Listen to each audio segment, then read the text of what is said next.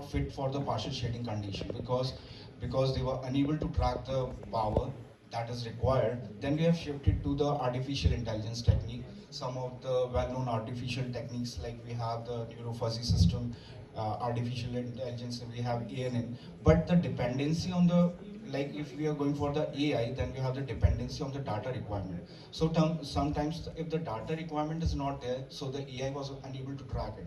So we have shifted to the bio-inspired algorithm, the well-known optimization algorithm that we know is the PSO, then we have the GWO, ABC, Firefly, etc. Because they have proved their efficiency in terms of the robustness, flexibility, efficiency, locate the global maxima power point, and avoid the local maximum.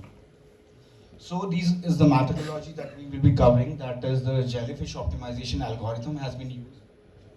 The jellyfish optimization algorithm was introduced in 2021. The advantage of using the jellyfish over the PSO, GA and other optimization that is that it has proved that it is good in the two phases, that is exploration and exploitation phase. So that's why the jellyfish optimization has been used, and moreover they are capable of we can say finding the global maxima in the multi-diode model, in which the objective functions are dependent upon so many constraints. In our case, what we have done, we have the objective function that is in the terms of the power that we have to track, and there are the two constraints they are dependent, that is the voltage and the temperature, that is voltage and the current, and the voltage and the current are dependent upon the two parameters, that is the irradiation and the temperature. So that's why they are all are interdependent. So this is the flow chart of the jellyfish optimization algorithm. The jellyfish optimization is basically working on the time control mechanism. That is important because the jellyfish that is available in the jellyfish that is available in the ocean, we can see it goes to the current ocean, and after going to the current ocean, it goes in the swarm position. In the swarm position, it have to define that it is out of, that is the limited. We have the limited boundary in which the jellyfish have to move. So sometimes it become active. There are the two terms that we will be using, that is the active and the passive motion. In the active motion, the jellyfish is able to track it and get the optimized value. Whereas in the passive motion, if the jellyfish is not in the, if the direction of the jellyfish is outside the boundary conditions, so it have to, we have the two conditions, that is we have to update the position, moreover we have to update the direction of the jellyfish. So this is the flowchart in which we can see the time control mechanism that is dependent upon the two factors. That is, in the flowchart we can see that the CT value is greater than 0.5. That is the condition that we have to consider.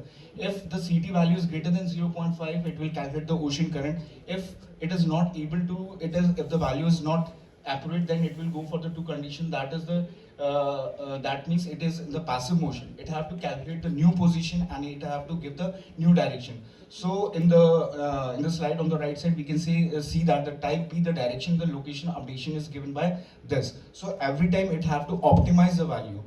So this is the this has been methodology. That means we have used in the PV system. This is the block diagram we are saying. We have used the 4:1 configuration of the solar panel that is dependent upon the irradiation, the temperature. Then we have connected it with the MPPT controller. In that MPPT controller, we are using the JFO that is dependent upon the two values, that is VPV and IPV. Then it is the output of the converter is in the form of the duty cycle that is given to the DC to DC converter, in which the IGBT is going to work according to the duty cycle that is provided. And then we have the DC load. This is the calculation. We are using the duty cycle can be calculated by V minus of 1 minus D VDC, and the MPPT is based on the two parameters, that is the VPV and IPV, that is dependent upon the solar irradiation and the temperature that we are considering. So this is the specification we have used for the model. That is a single module we have taken, and this is the parameters that we are considering for the JFO. Like in the PSO, we have the different constant parameters like the weights and the weights in C1 and C2. Like this, we have the JFO. There are the four parameters that we are considering. That is the time control function. That is the 0.5 value. Then this to create the partial shading condition, as we are not going for the environmental condition, we are not performing it into the in the real environment. So that's why we have used the MATLAB and simulation model, in which we have taken the 4 panels. These 4 panels have their own power capacity, and then we are changing the irradiation value.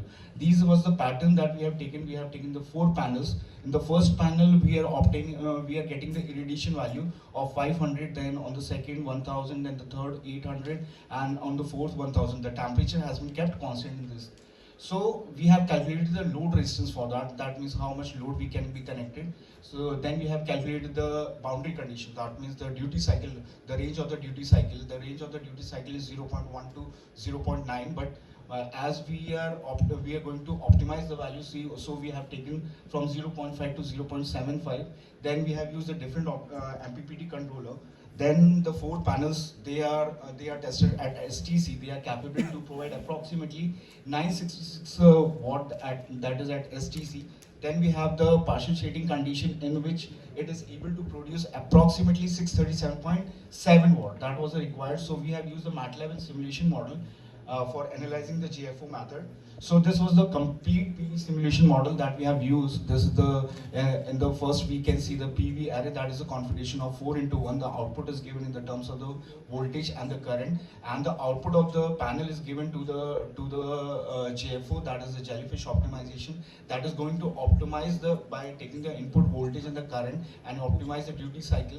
And then it is given to the PWM, where it will convert the duty cycle into the pulse, that is given to the IGBT controller that is available in the boost converter with the load that is 58 ohm has been taken.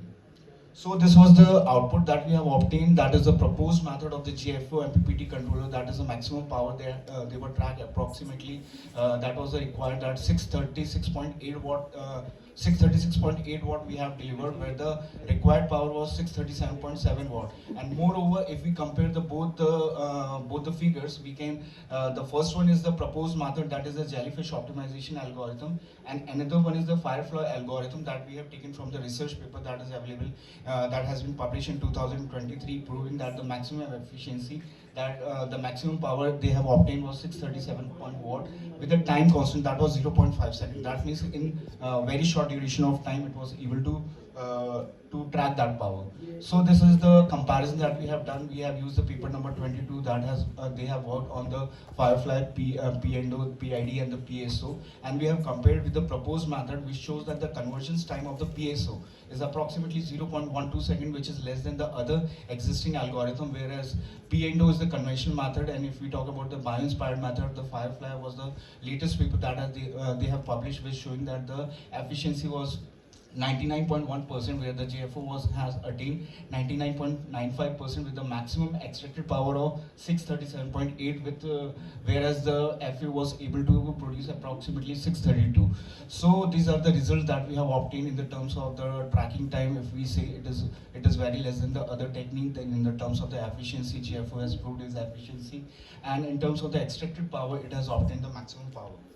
So this is the conclusion we have drawn. We have used the 4 panels that were integrated with the DC to DC converter and GFO, and we have used the GFO as the MPPT controller with a resistive load of 50 ohm. And the comparison has been done on the same parameters. That means we have taken all the parameters that were existing, like the 4:1 panel, and it was integrated with the boost converter that is having the same value that was available in the previous papers. And we have kept the resistance also the same for the comparison, and all the results shows that the PSC condition was obtained by changing the irradiation value, and the result shows that the GFO was the most efficient and reliable MPPT method for delivering the fast convergence times with a higher efficiency and superior power extraction. So this is the future work, as we have worked on the MATLAB and simulation. So our next future work will be, we will be implementing in the real world testing. That means we will take the same real world environmental temperature, and we will work on that. Then we can integrate with, we can compare it with the other new algorithm like Eagle search method that has been recently evolved. Then we can integrate with the smart grid and the energy storage system, as the capacity of the panel is really low. So we can improve, we can use the configuration like series and parallel. We can increase the panels, and we can check out that it is going to work on that or not. Then we can implement in the advanced MPPT hardware and for the faster response. These were the references that I have considered, and thank you.